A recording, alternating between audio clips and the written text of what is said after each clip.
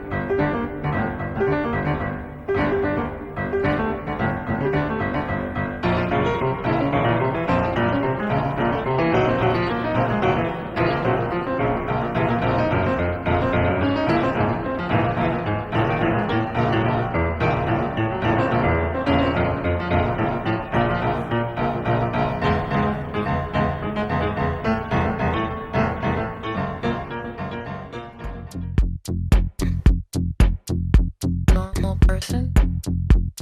I wanna move outside and see.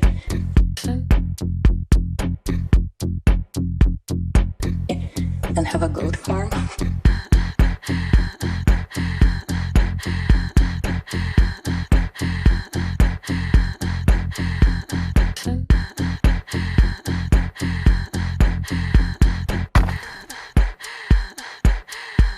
I'm not a normal person.